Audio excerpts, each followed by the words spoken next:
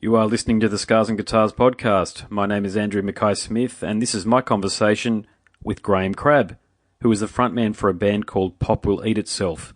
The reason for the conversation was to promote Pop Will Eat Itself's then upcoming tour of Australia, which occurred in March of 2018. So let's hear what Graham has to say. Let's go. Hello.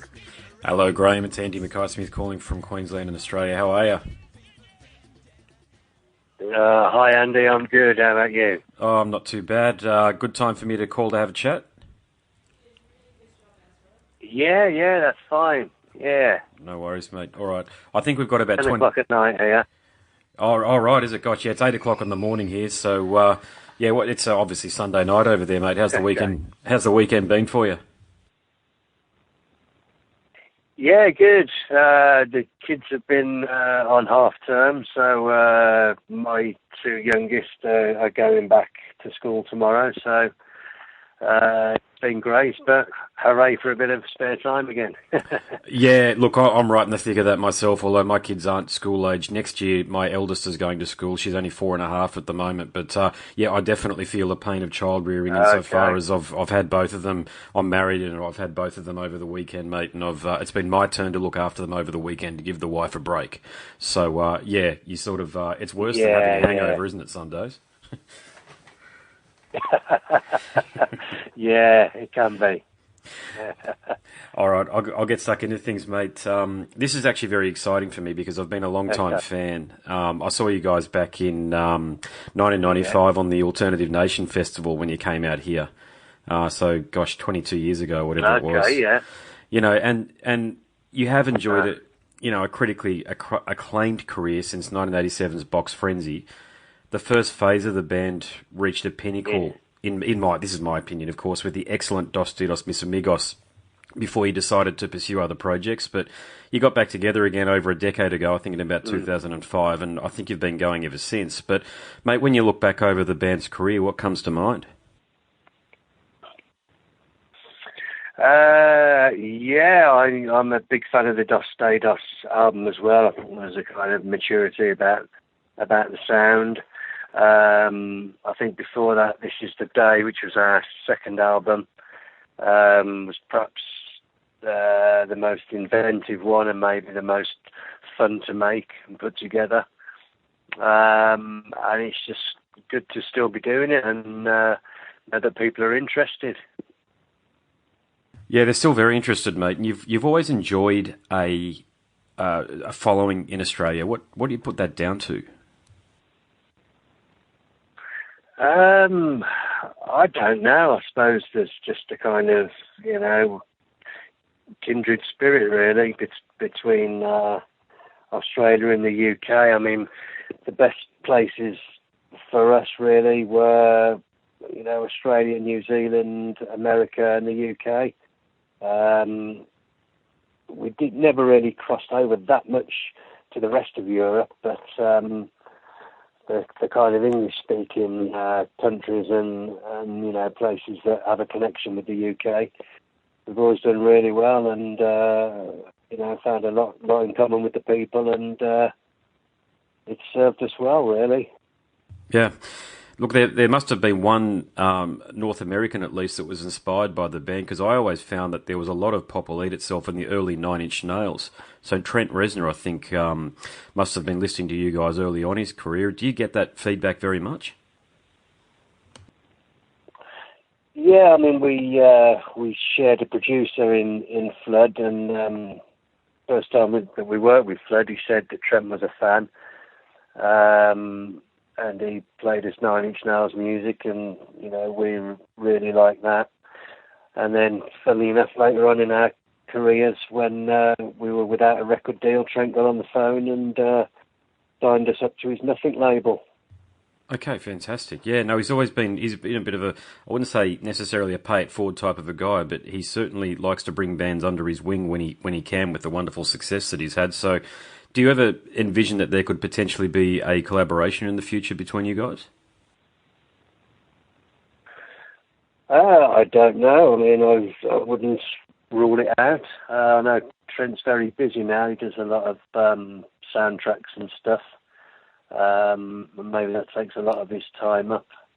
But I'd certainly be up for that, to be sure. Cool. So a bit of a different question now for you. With the internet and our awareness of so many of society's ills, they're highlighted due to the rapid speed of information over the internet. It feels like much of the lyrical narratives that Pop Will Eat Itself are famous for that you were talking about even 20, 25 and 30 years ago are very much relevant in 2017. And one of the songs, my favourite song of yours, of course, is probably your biggest one, if I'm not mistaken, but Ich bin ein Ausländer. Hope I pronounced that correctly to any of our German-speaking friends. But what's your take on Trump, Brexit, and, the humanitarian disasters through the Middle East? Yeah, I mean, it's. I don't know whether you can't really predict these things, but certainly the world seems to have got more paranoid, and maybe, as you say, that's just because of the speed that information travels these days, and it's just a shame to see people giving way to their fears instead of being open and welcoming. It seems to be a more paranoid world, and people want to build walls and shut people out and send people home and everything. And you just think, well, why is that? Why can't we get on? Why can't we be more accepting? I don't know what the answer to that is really, but it is certainly a more paranoid world. I think the song that I mentioned, Ich bin ein Ausländer, could almost be used as a anthem, if you like, for what happened around Brexit in some way. Would you agree with that? Yeah, for sure. I mean, the message behind that is that if you don't speak up for people, then at the end of the day, when it's your turn to be picked on, there's going to be no one left to speak up for you. So in that way, it's a message that's relevant to everybody. All right. Tell us about your recent project, Je suis Crabby. Actually, you've got a thing for the continental European languages. Yeah, I'm not sure why that is. Just makes us sound a bit, a bit more intelligent, maybe. Yeah, it's cool too. Yeah. So, what's going on with that project there for you? That was kind of some tunes I had knocking around, which I wanted to do in a particular style. And it was around the time of the last Pop Will Eat Itself album, actually. And it was very sort of vocal, really. Various things were probably pissing me off. I mean, one of the things I think was Bono and Apple and their hijacking of people's phones. God, yeah, that was terrible. Think, well, what a nerve! Just nobody asked for it. So what are you doing trying to hijack people's phones? Yeah, he's got his head up his arse. So there's various sort of absolutely, and so there's a few issues on Je suis Crabby that I wanted to get off my chest. Fair enough. And do you think you'll be doing any? I don't know. Sometimes when artists come to Australia, it's a long way from England to Australia. Do you think you'll be doing anything with Je suis Crabby when you're here with Pop Will Eat Itself? Like a small side thing or a club event? I haven't thought of it really. I guess that possibility is always there. I know the gigs are pretty hectic. It's sort of internal flights every day, flying from one town to the next. Then we've got meet and greets, saying hello to people. So how much time we'll have spare, I don't know.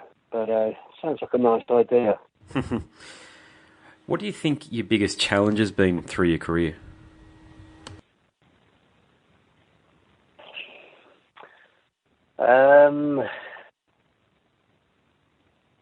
I don't know. I mean, I suppose we've tried to stay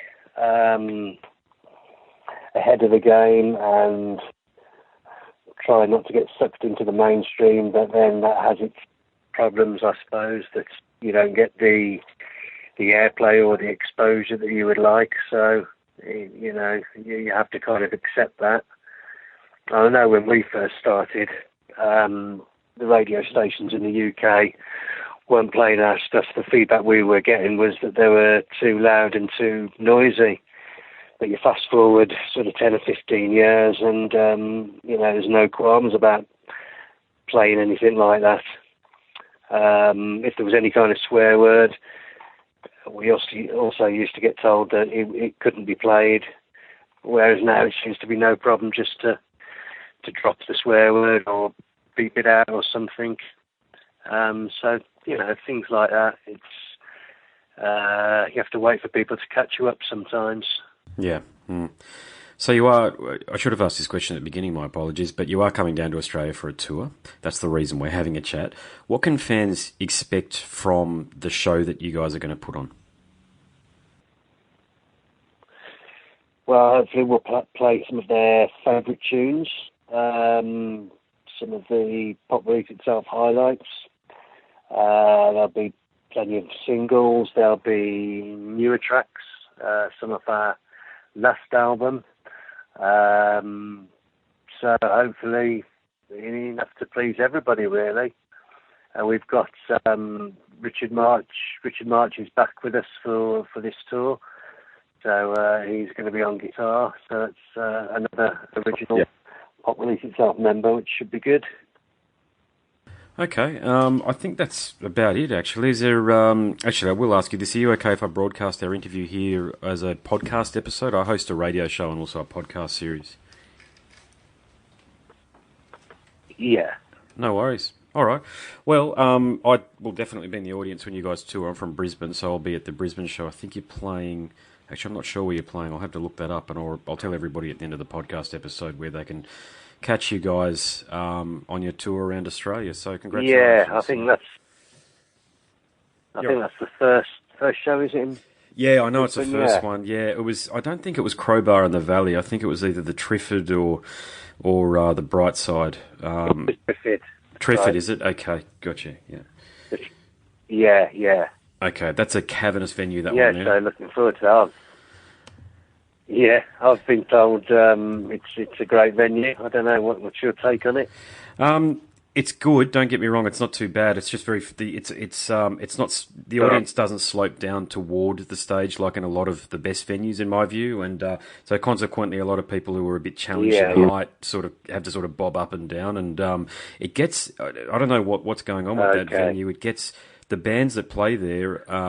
Always get a packed house. So, mate, I think you guys will have something resembling that. The last time I was there, Living Colour of all bands were there. And when I say all bands, I thought I was the only one who loved it. I'm a musician, you see, and I love Living Colour and a lot of funk metal and funk rock style bands. And, mate, they packed it out on a Sunday night. So I think you guys will do the same. There's a lot of love for you here, as I've already mentioned. So I can't see why you won't have a full house, mate. And will you be doing the meet and greet thing after the show with the fans? Yeah. Yep. Yes, we are. Yeah, I think there's a meet and greet on all the gigs. So, yeah, I mean, come and say hello by all means.